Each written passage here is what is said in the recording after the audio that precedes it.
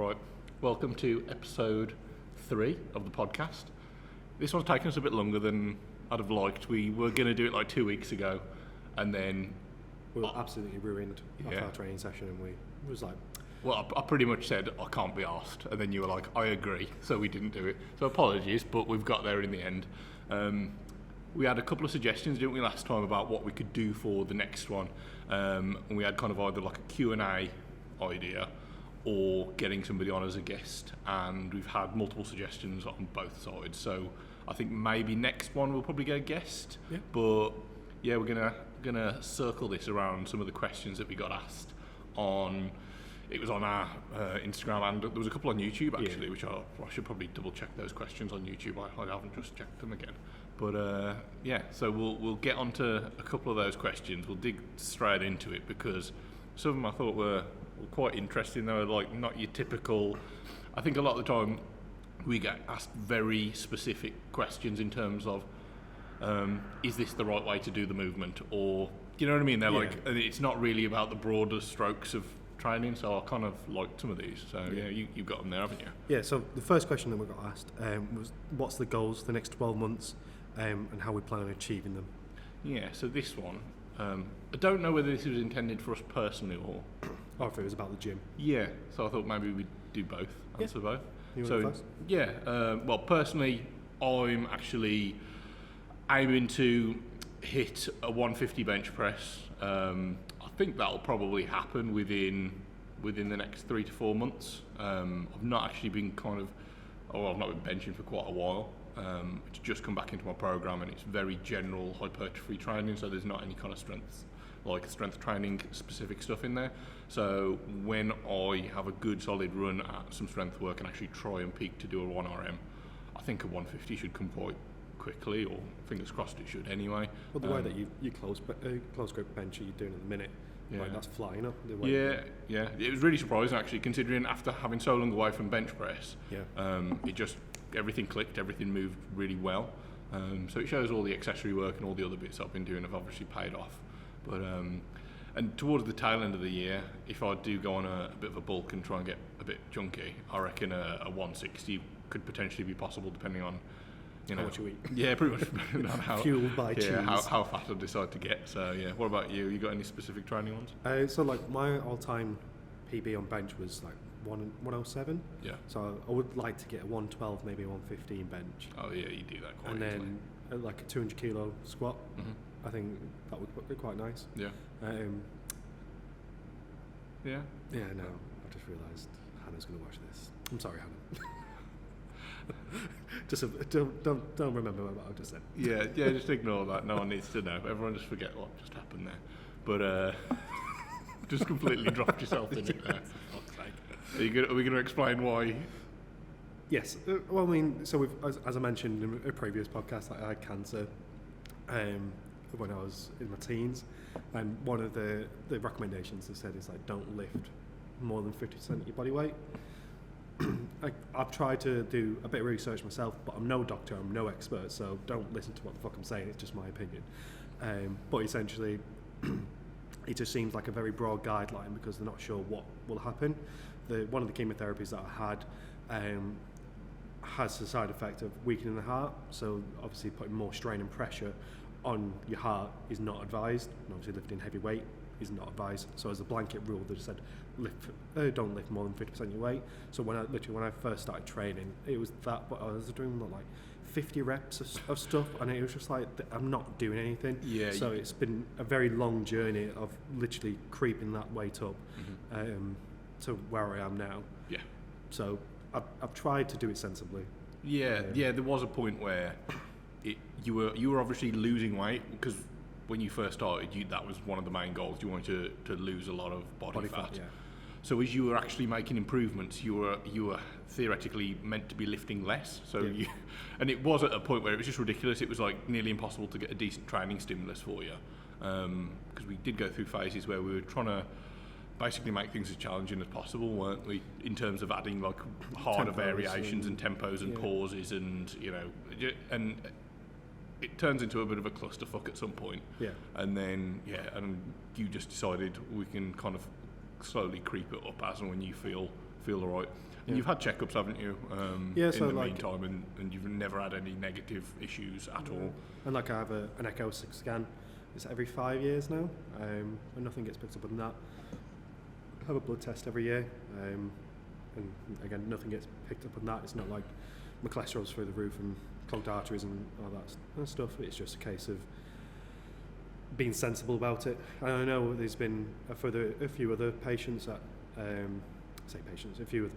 couple of members that have got cancer or had cancer have been given the same information, and they've gone through a similar situation where I have, where they've got to that point. It's it seems it's going backwards, like you said. If losing weight, so therefore I can't lift weight. Yeah. So if I put on 100 kilos of body fat, then I'll be able to do a 100 kilo bench. That advice, it's a little bit arbitrary, and you can understand why though, because they've got to obviously give these general guidelines, and they can't assess everybody on a case by case basis, can they? No, and I think for like the average person who doesn't train, if they was to go into train and then just go, yes, I'm going to start off on a 70 kilo bench press and absolutely grind it out, is not going to be the best option. No, not at all. So that's basically why Liam he shouldn't be lifting weights. Yeah, he shouldn't be lifting 200 kilos. But again, it's all like, and occasionally you make a mistake with it. But we always train with RPE. So we're aiming to not ever hit grinders, because for the most part you shouldn't. And yes, maybe if you're doing some bicep curls or something like that, do you know what I mean? But if you any kind of heavy compound lifts, you're not really wanting to like hit true like failure, just because, not for Liam more specifically, the extra strain on his heart, but for most people you're just going to actually have negative effects with your training. It's going to really fry your central nervous system. It's actually probably going to give you worse progress over time than leaving a couple of reps in the tank, but it's like a level of performance that you can sustain over multiple sets, opposed to one all-out set and then your performance falls off a cliff because you've just like grinded. And you also get fucked off your session, and then the next training session you've got like the ultimate DOMS because you've maxed out, and then you just like decrease in progression rather than sticking in your 70 to 80% range and building up from it. Yeah, exactly. So anyway, in terms of the gym, overall things for the gym, what goals and plans. One of the big things that we want to do a little bit more of this year, because we work with lots of people in person in the gym. Coaching is one of our main things that we do. And it's almost all in-person coaching. We have a handful of clients that we work with that are at a distance, but a lot of the time they're people that we still originally worked with in person, and then they've moved out the area and they still want support from a coach. And it's something that we still get asked about in terms of online coaching. And we've literally never, actually no tell a lie, we have advertised for online coaching like once.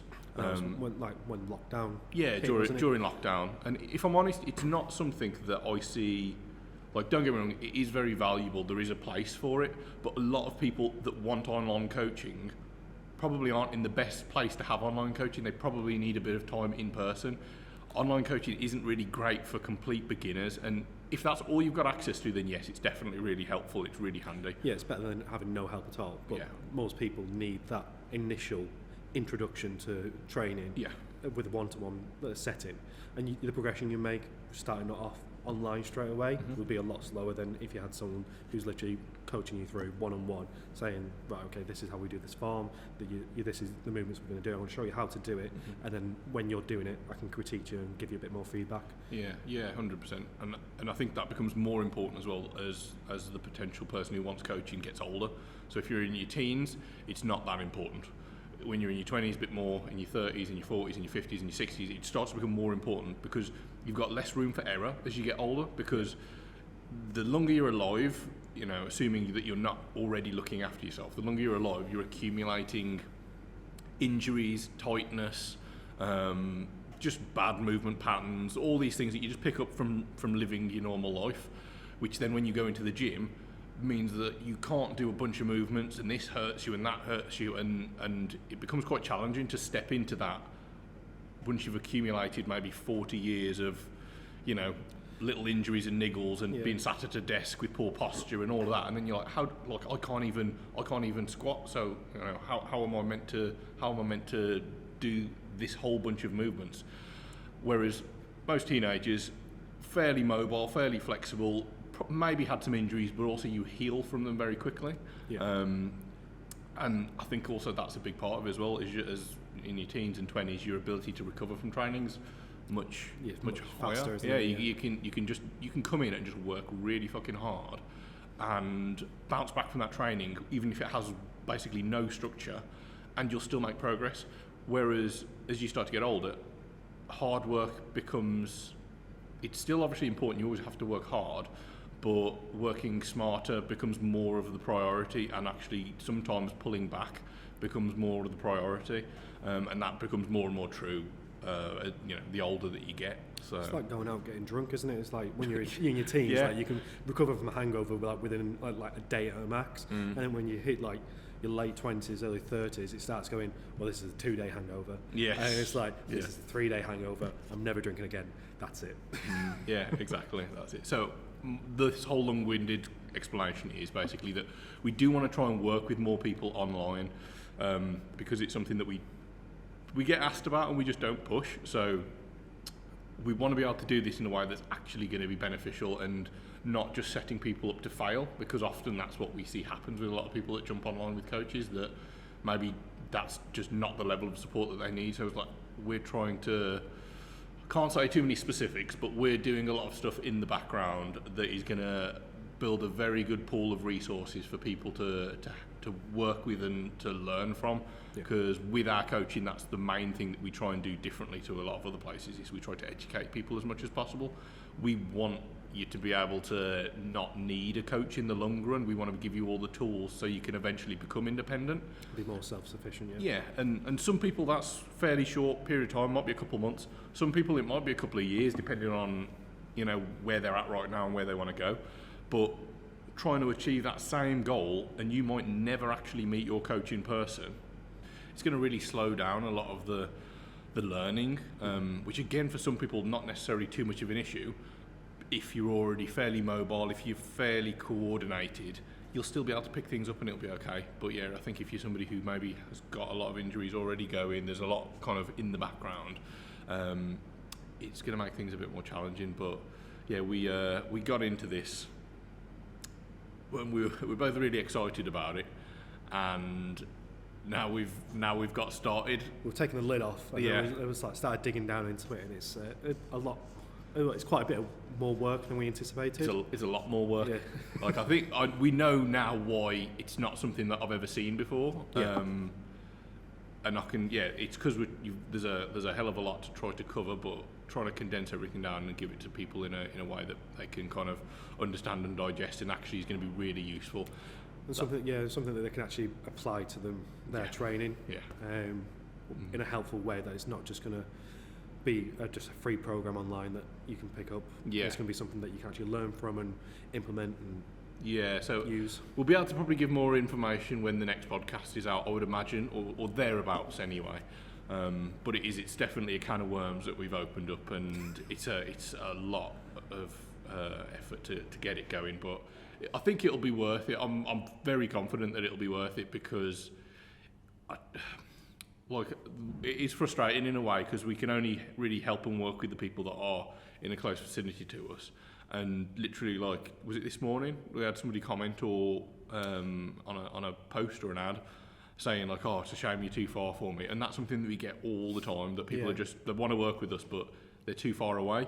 And I'm not going to lie to them and say you'll get the same results if you work remotely, because it's just not the case. And I don't care what people say. There's 1,000,001 online coaches, and only a small handful of them actually do a very good job. Yeah, and they're able to diversify themselves for that. Mm-hmm. But again, you need one-on-one time, so it's one person can't do an online coaching for 100 people, because it's not going to be individual. It's just going to be copy and paste templates that they've used and kind of tweaked and said, well, this kind of covers you, this kind of covers you. Which again, that's okay for people that are they've already got all the basics down. Yeah. It doesn't need that. But yeah, if you're a day one beginner and you're older than, I don't know, it's hard to put an exact age on it, but realistically maybe older than 30, there's a good chance that you've got a bunch of things that you probably want to change. Yeah. And it's a big jump to kind of get stuck in. So anyways, long story short, that's we've got to be really ambiguous and not actually give you a real solid answer, but there is something that we're doing to work with a lot more people online in a much more meaningful and helpful way, hopefully, than a lot of the stuff that you see nowadays. So, yeah. What's the next question? Let's have a look, shall we? I like this Q&A format. Oh. So overrated versus underrated exercises. Okay, all right. Well, I've got a controversial overrated one here. I'm going to piss a lot of people off, and I'm going to love it. So, in terms of overrated exercises, I'm throwing up the deadlift. I just think for a lot of people, a deadlift is an overrated movement. I think it's a good movement that everyone should learn to perform, but it's not necessary for long-term progression. I feel that there's, unless you're a powerlifter and you need to deadlift for your sport, then obviously, yes, do that movement. But for a lot of people, the risk to reward benefits are not necessarily that favourable for a deadlift, especially when it comes to pushing it for the long term. Yes, most guys will be able to get to like 140 kilo deadlift. Most girls will be able to get to a 100 kilo deadlift, you know, with some effort, but they'll be able to do that in not the longest time span in the world. And that's where most of the functional benefits of the deadlift kind of end, because in real life, like, how much stuff is like more than 100 kilos that you pick up off the floor? Yeah, you ain't picking up 200 kilo worth of shopping. Yeah, right, exactly. Like, all the functional benefits of it are gone by that point. Then it's more just like it's looking at exercises as like what's a good developmental tool, and it's a deadlift is theoretically a hinging movement, but it kind of is a hinge, but it's not really a proper hinge. Like a better hinging movement would be like a Romanian deadlift or a stiff leg deadlift or a good morning. And those three, for example, carry less total. They've got a better stimulus to fatigue ratio. So you're going to get less fatigue from doing them even at the same relative RPE or percentage. Yeah. You're actually targeting glutes, hamstrings, spinal erectors a little bit more. It's just better overall, and there is a bunch of people that can deadlift all day, every day, and never get hurt, never get injured, but there's a shitload more people that do have problems with deadlift, and it's not a bad movement, like I said, but I just feel it is overrated because it's one that's often thrown out as like the king of all lifts.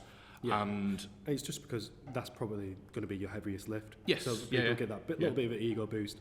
But I'm with you on like the deadlift. Like, there's so many athletes out there that don't do deadlifts because they know they're going to get injured. Yeah. Or they don't know they're going to get injured.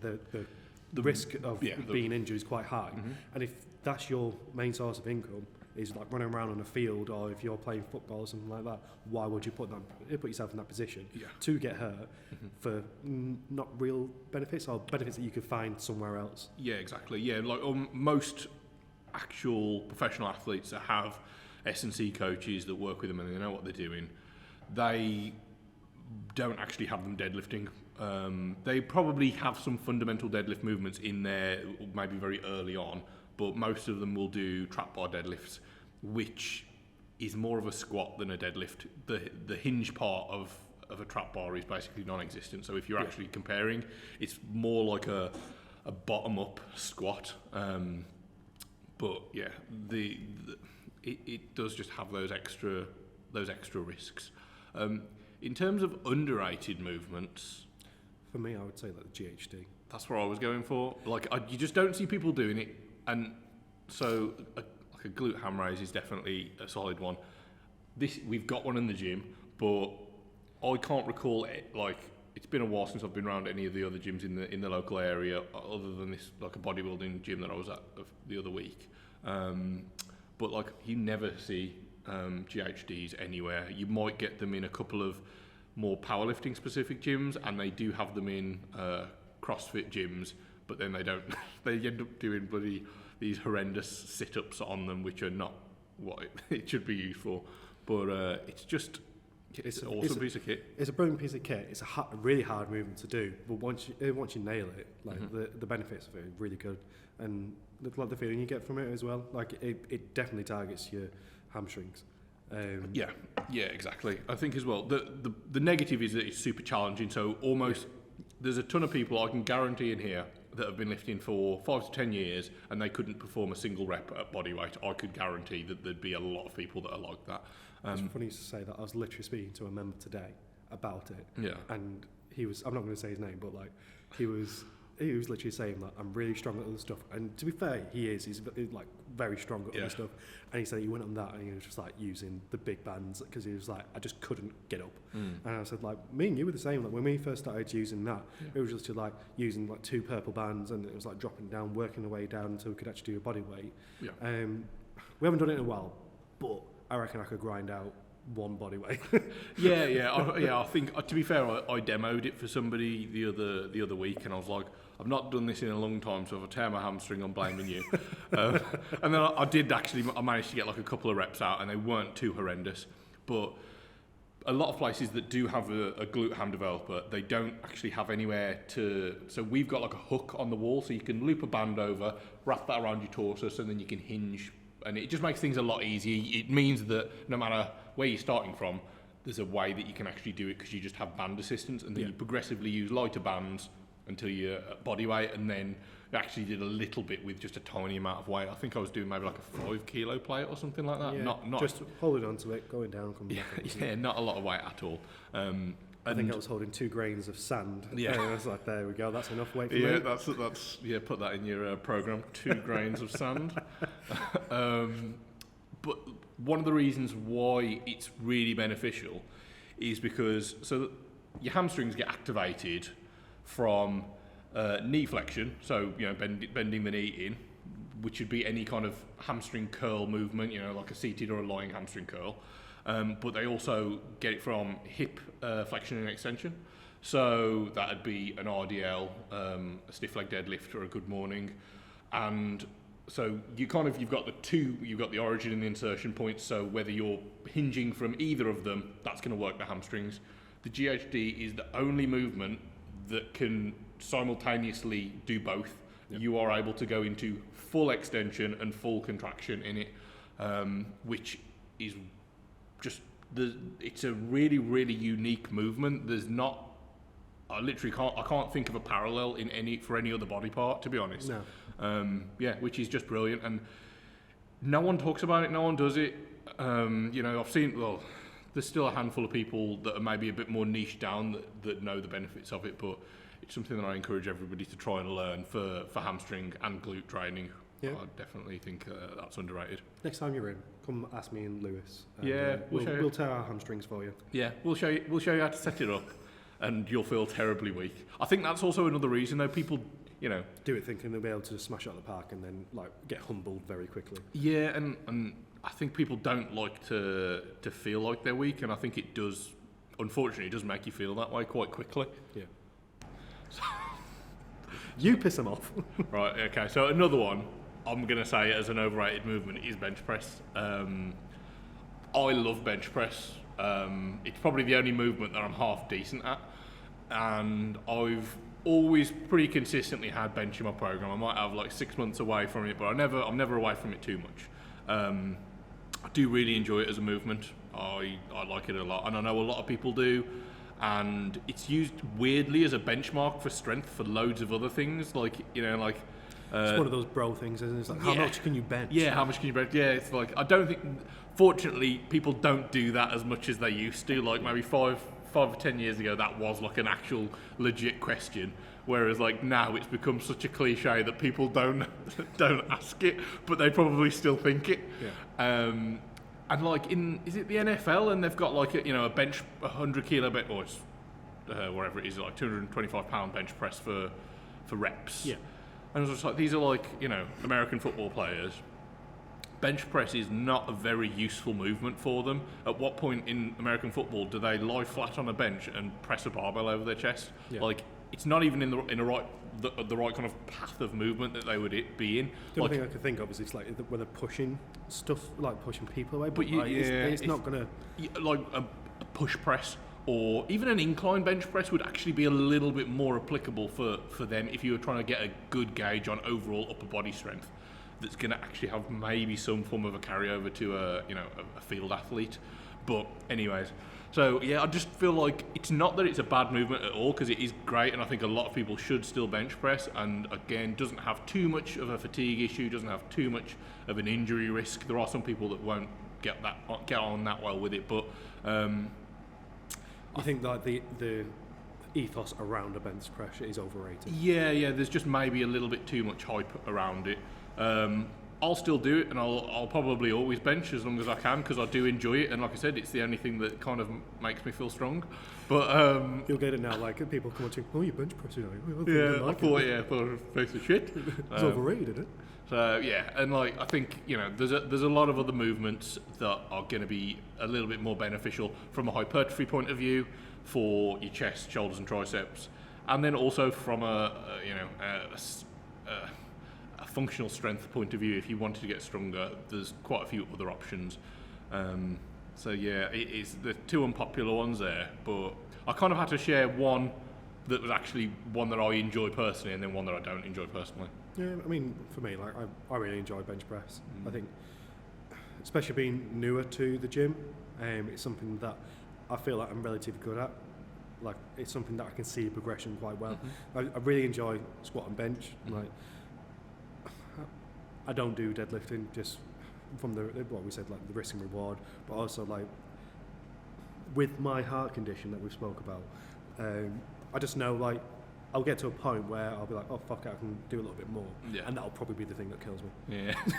Well, you like Liam's naturally quite strong. I remember when we first started training, and I said if you didn't have those things in the way, it wouldn't be too long till you actually overtook me in a lot of things, because you're not a million miles away from what I lift for the most part, and you've only been training how long? 3 years? Yeah, if that. Yeah. And like a year and a half of that was in lockdown with a kettlebell. Yeah, exactly. Yeah, and I've been training 14 years, and that's one thing as well. People talk, some people, lots of people think I'm very weak, which for how long I've been training, then I probably am. But also, it's bullshit. So some people think I'm really strong, and I'm like, I'm not strong at all. I've literally been training for 14 years. Like, that's a long ass time to try and get strong, and I'm still not doing anything crazy. So yeah, like if you had like a solid run at just trying to get strong as possible, I 100% know you'd probably overtake me within a year or so, I reckon. Yeah. And again, if we didn't have any considerations around heart health too. Yeah. But yeah, so it's not to shit on any of the exercises. I think a big point, the takeaway for this in the whole overrated versus underrated, realistically, you've got to kind of ask yourself a handful of questions. One, do you enjoy that movement? Does it target in at least a somewhat sufficient way the area that you're trying to target? Do you have access to do it? Do you actually have access to a bench press? And then is that something that you're actually going to be able to progressively make improvements on? If you're doing some kind of a kettlebell movement and you only own one kettlebell, so you'll never be able to get heavier, you'll just be able to keep adding more reps.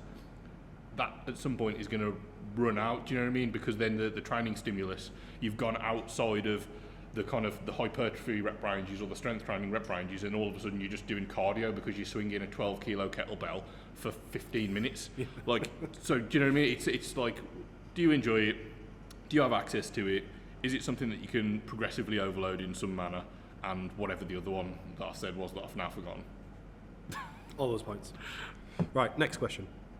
So the next one was things you wish you knew when you started, but doesn't specify if it was starting life or just in the gym. So I'm going to presume it's in the gym. Yeah, I would assume so. Yeah, there's a lot that I wish I knew when I started life. For me, it is that you cannot target an area for body fat. So like, I carry on my body fat on my stomach, like legs, arms, chest, quite happy with. But yeah, it's not stomach for me. It's like you carry there, and it is like something that is pumped out there. It's like work your abs, you'll lose your body fat from your belly. It just doesn't work like that. Yeah. So I wish I didn't waste time doing that when I was like just flopping around, not knowing what I was doing. Yeah, because I think when you very, very, very first started going to the gym, I think you just did a lot of cardio and ab work, didn't you? That was pretty much all. Literally, I used to just, one, I didn't know what I was doing, so like I would only go and like bench press and squat when I was with you. Yeah. So if I was on my own, it was like I'll just kill myself on the Stairmaster, go in there for like 25 minutes. And bearing in mind, like I didn't have muscle mass at that point. I worked at game. I sat on my arse when I was at home. I was playing games, and the most exercise I got was running back and forth by like grabbing games from the back of the shop. Yeah.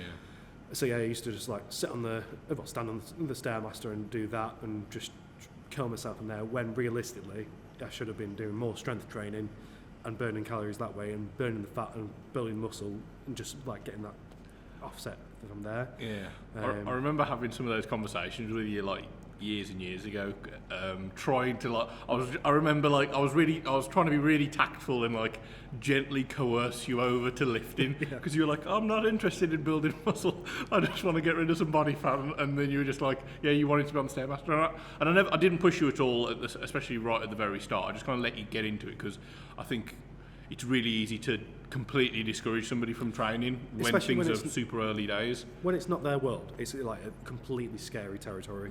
Like obviously, the gym industry wasn't my forte when I came in here, and I saw it a lot more from the outside in than the inside out. And yeah, it was scary. It's a daunting thing. You don't want to look like a dick. You don't know what you're doing, and you don't want to hurt yourself. Yeah. So it's like, I know how to walk up some stairs. I know how to like pedal a bike. I know how to walk on a treadmill. Yeah. So I'll stay away from all the other scary stuff.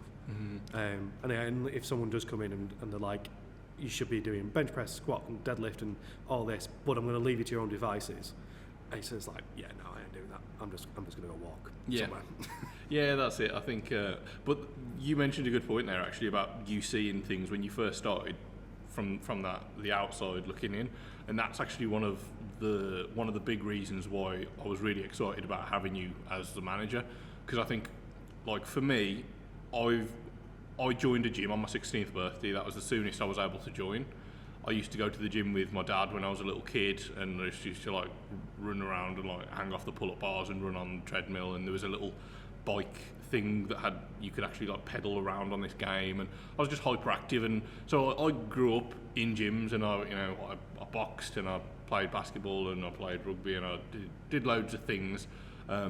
So like I've just been in this for so long that I often forget what it's. I forget what it's like for people coming into this, because I came into it as a kid, and I think you're very malleable, aren't you? You just accept things as they are really early on. You're like a sponge, aren't you? You just absorb it all, and that becomes your norm. Yeah. So like I can't empathise with a client that's coming through the door at 30 years old and never stepped foot in a gym, and they're maybe a little bit overweight, and they've got all these kind of things going on with them. They're not feeling that confident about themselves. They don't know what any of this stuff is. So it's not that I can't do it, but I don't have that same level of empathy that you do, because that was you a couple of years ago, really. That you had that insight, and I was like, that's something that's going to be really useful and actually going to help me have more insight into how other people think, because I think that's probably one of the biggest issues we have as a gym overall, is that there's a very weird misconception about Black Country Barbell, that we're this kind of scary place where only elite level people can train. And it's like no, like especially like come and speak to me. Like I'm not a like scary person. I've been told that I can intimidate people when I don't mean to, but I promise I'm like the biggest softie there is going. I'm a huge romantic, and yeah, it's just come and talk to me. I'll chat. Like literally, I spent a lot of time being a therapist at the desk, and I really don't mind it. So if you got something in your chest, or if you're not sure about something, you're scared, even if it's not gym related, just come have a chat. And, yeah, that's it. I think people see us as scarier than we actually are, and it takes them to walk through the door before they actually realise how normal everybody is, and the fact that maybe here this is actually a bit more open and inviting than a potential commercial gym where you are just a number. And a lot of people really appreciate the fact that we know people, we know each other's names, and we look after each other on a more independent kind of personal level. More personal level, yeah. And yeah, we've made that personal connection, because I genuinely do care about people's progression, especially when you can see them coming in as a new lifter or just like new to the gym, and they come over and it's like, I've just done a PB, I've hit a 30 kilo squat or something like that, and like 3 weeks prior, like they were with the training bar and they couldn't get to depth. Yeah, and it genuinely fills me with joy because I know that place of it being scary and like really daunting to actually being like, I can do this, and that progression. And that's what I really enjoy about this job, is celebrating other people's successes. It's the best bit about it, isn't it? It's seeing that moment where everything clicks, because you only need a couple of little wins, and once you get comfortable in the environment and you've just got a grasp of the basics, all of a sudden you can then envision how this could be part of your life forever, and then you're like, so that's how people get in shape. Because for a lot of people, it's just so alien to them that they're just like, I don't understand how people enjoy training or this, that and the other. Why would I spend my free time going to the gym when I could sit at home and just chill out with a beer? Exactly. It was like one of the members saying, like a few years back, he was out every weekend drinking and stuff like that, and like being in the gym was just like not on his radar. And now, like, he's obsessed with it. Yeah. That's all he wants to do. He just wants to do that, and he's like a lot healthier. He's stopped drinking altogether because he enjoys it so much, and he knows that he's drinking is going to hinder his performance, and he wants to catch that next PB and stuff like that. Yeah, that's it, and that's like one of probably the most rewarding parts about it, and it's just encouraging people to step through the door that first time and realise that it's nothing to worry about. I thought, if people that are watching, if you could actually do me a favour, but also do a favour to the other people that might watch that haven't come in. If you're on YouTube and you're listening to it, go into the comments and just take, like, don't spend too long on it, just like 20 seconds, just type out a very brief sentence or two about your experience here, so that other people could see that, and then that'll maybe encourage them to step through the door and have a chat with us, or not necessarily just us, like whatever their local gym is that might be able to help them, because I think a lot of the time people do feel a bit of an outsider, and I don't know, it's quite sad really that people think they can't join that community because that's not their world, and it's too much. Yeah, because nobody started going to the gym in amazing shape. In amazing shape. Like, everyone started at the beginning, which would have been at best okay. Yeah. And no one opened with a 100 kilo bench press. Yeah. No one opened with a 200 kilo squat. Yeah. It's the same as everything. Everyone was a learner driver at some point. Yeah. We all had our L plates on, and we all were like having to look down to make sure we were changing gear and crunching the gears and like stalling it, and you learn. That's it, and you just pick it up. It's the same as anything. You'd be amazed at what you're actually capable of picking up in a fairly short space of time. Yeah. Anyways, what would you?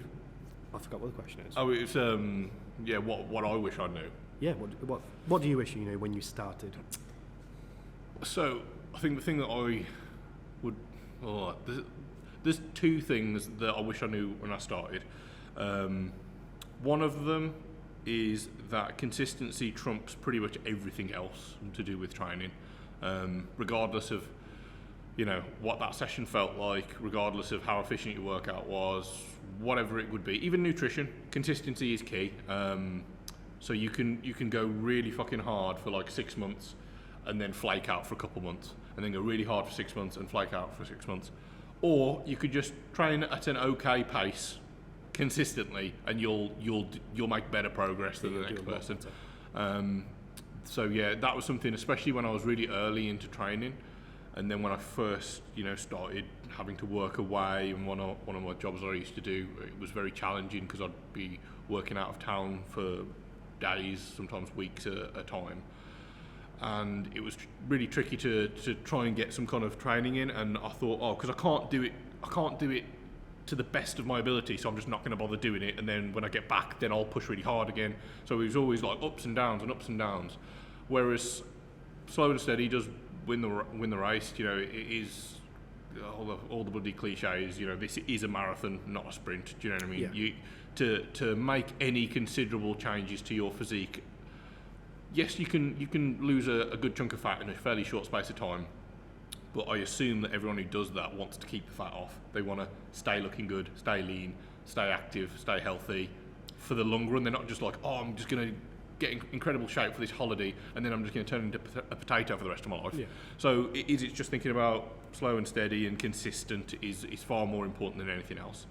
And then probably the second thing is actually having consistent structure to your training, having progression built into that training, not just coming in and doing stuff. It's, you know, for years, because the education wasn't there, and well, it's there now, and it probably was there 15, 14 years ago when I started training. It's just more accessible now. It's just more accessible. But understanding that there needs to be progression built in. So coming in and just being like, oh, today's chest day, what do I feel like doing? So, oh, right, okay, I'm going to bench press, but someone's using the bench press, so I'm just going to do some dumbbells, and then I'm going to do some cables, and then I might do a bit of stuff for my triceps, and be like, oh no, but the bench is free now, so I'm going to go and bench now, but like there's not many plates in the gym, so I'm just going to like just do a little bit of weight, put lots and lots of reps, and you're just making it up as you go and kind of training intuitively. That can work for maintenance, and it can also work when you're a very early beginner, because you're just training and you're just getting a novel stimulus and something's just happening to your body, but you're actually making worse progress than if you had some proper structured training that's been delivered to you in a manner that has progression built into it. And like I said, it does work for maintenance. Like now I could train like that and not lose size or strength, and you know, assuming I kept my calories in check, stay at a decent body fat percentage. But I'm not going to get anywhere. I'm not going to see any changes. I'm not going to move forward, and you're not going to hit your 150 bench. Just by doing random shit. Like it has, you know, if you want to achieve things, you have to have structure to it, and it's not a mystery. It's not like this unknown thing. There's a lot of research about progression schemes and training structure and the mesocycles and macrocycles of training and how you fit them in, and it's really. Well, it's not really easy. It's not easy at all. That's bullshit. But it's all available. You just got to be willing to put the time in to learn about it, or have somebody who explains that to you. So that's one of the main things, because I've got to say probably the first 4 years of my training, maybe even longer, I trained like that. Just come in, see what I felt like doing, and just do that. And then that would be, 6 months of fairly good work, followed by 6 months of being a bit flaky. And I still made progress because I was 16, and 16 to 21, 22. My body's still developing and growing. Yeah, I'd probably made more progress in that period of time of training like shit than I've done in the next 10 years, because obviously you make most of those adaptations early on. Yeah. I could have probably achieved the same in like maybe a year or two than I would have done in those whole 4 years if I'd have known what I was doing, but.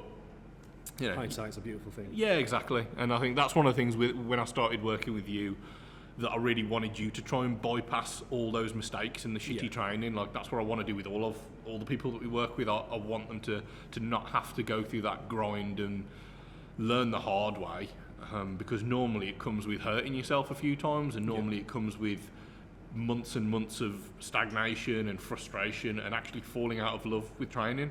And I think that's probably one of the more dangerous parts of it, is if you're busting your ass and getting nothing from it. So demotivated. Yeah, like, why are you going to carry on doing that thing? You're like... You get frustrated, and you just like, what's the point? Yeah, exactly. And then people drop off altogether. So, yeah, those are the two things. It's hard for me to say which one I'd actually prioritise more. I guess the consistency, because like the structure of the training kind of groups consistency in, like you have to be consistent with it anyway, but in my brain they are kind of separate things, because there's two separate mistakes that I made and I see people make now. Yeah. Right, what's next, mate? It's our final question. It says, what big changes have you seen in the fitness industry since you started training? Well, actually, so this one would be a good one, because you've been training for like 3 years, did we say? Around about that? 3-4 years, yeah. Yeah. And I've been training for... a millennia. Yeah, it will be coming up to 15 years, which is quite scary. I've literally been training half my life. Look at you now. I know. If 15 years later you could be this, is it tempting? It must be tempting, right? So it'll be interesting because there's so much, like... I think you're going to have a bit more of a scope where I'll be like, I've seen this hit and then this happened kind of thing. Yeah, because I think as well, a lot of the trends and the things that kind of happen now, because my brain filters a lot of it automatically. Like I'll see something and I'll instantly dismiss it. Yeah, like, because I know shit. Yeah. Whereas I think maybe because you're still newer, I'm like, have you seen this thing? And you're like, yeah, don't look at that thing. Yeah. Yeah. Yeah, and like that's also I'm not close-minded at all. I am really interested in new potential things, and there is still lots of new potential things. But in the fitness industry, same as all industries, like fucking fashion and everything else, it's just a conveyor belt.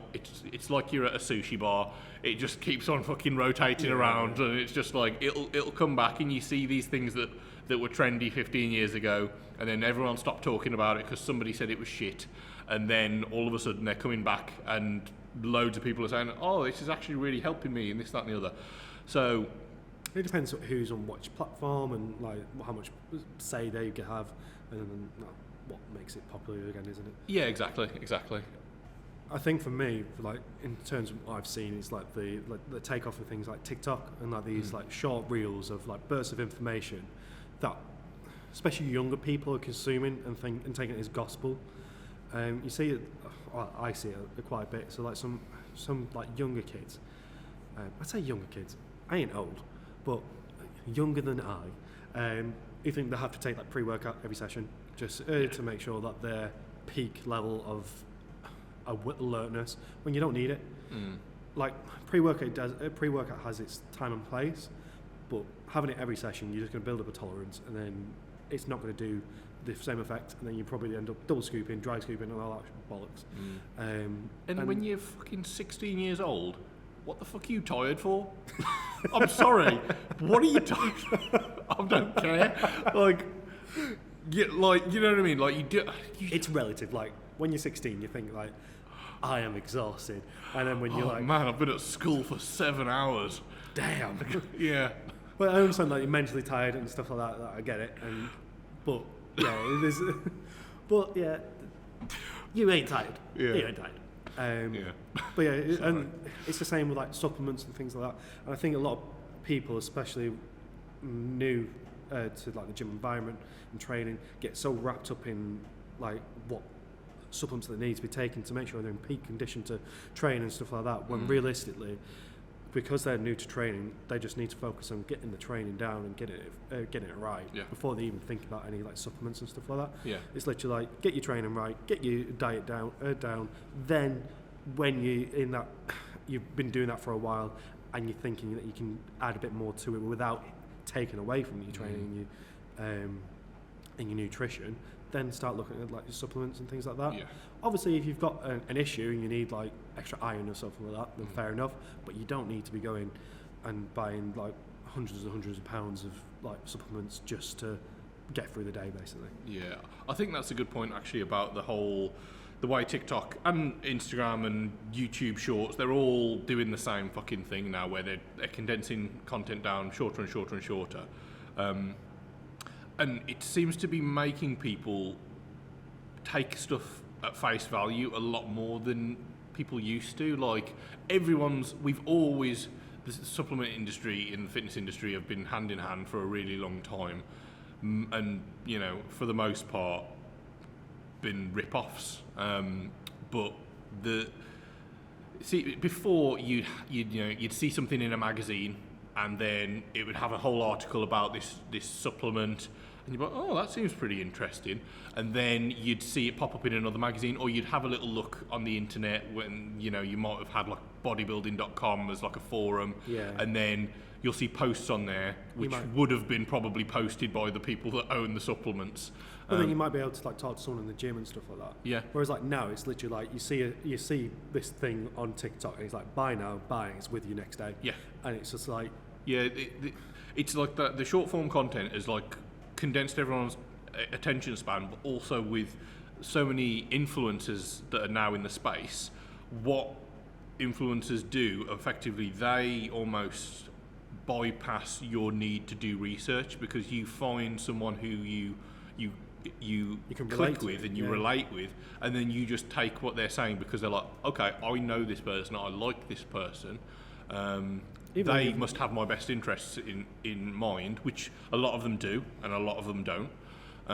So you're like, well, they've said it, so I don't even need to look at it, I don't even need to fucking Google it, I'm just going to buy it because they said it was good shit. Yeah. And I think, you're right, actually, that's quite dangerous. Not even specifically with supplements, but just with everything in general. Yeah.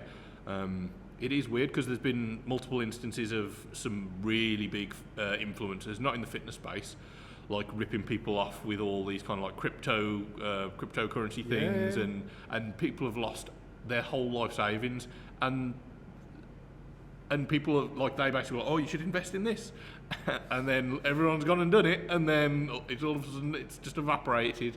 So I think they're just getting a payoff, and and I think and that's, that is the minority. Most people aren't that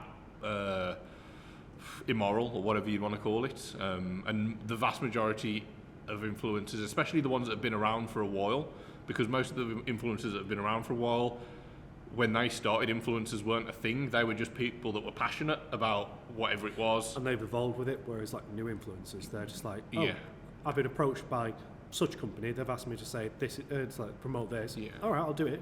Even if I think it's shit, I'm still going to do it. Yeah, it a lot of the time it can be now something that people get into because it's a viable business idea, even though realistically it's fucking slim pickings for most people won't do well in it. But anyway, so yeah, is that the main one for you? Just that short form? Yeah, just like I said, people taking it as face value. That is gospel. I need to be doing that, when realistically you don't need to be.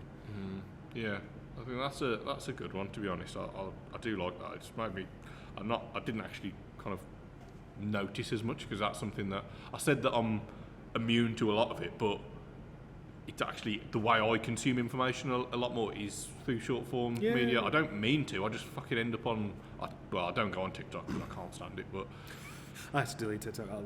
I get addicted to it. Yeah, it's so good at sucking you in, and it's just, I don't know, it's scary really. Like I've gone back to mainly YouTube now for my social media, because it's longer form content. It's actually mostly informative. I was like, what have you got on Instagram, like 90 seconds or something like that, or a minute for posts and reels and shit like that? I'm just like, how much meaningful stuff are you going to learn in 90 seconds?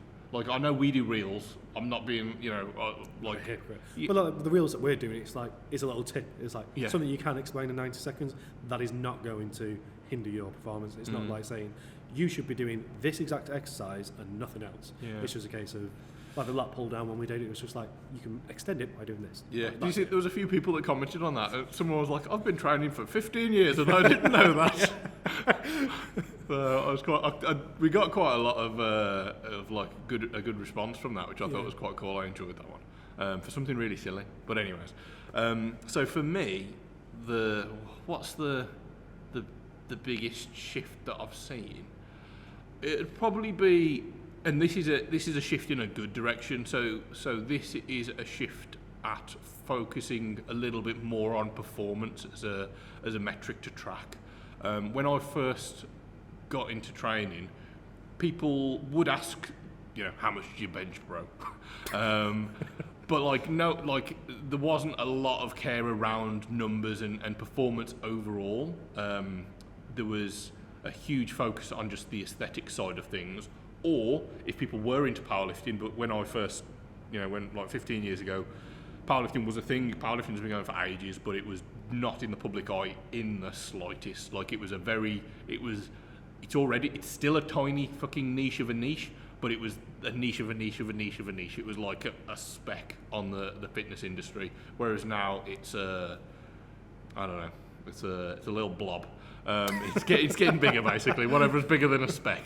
But a lot of people that focus on aesthetics, they're training to look better, to be leaner, to have more muscle.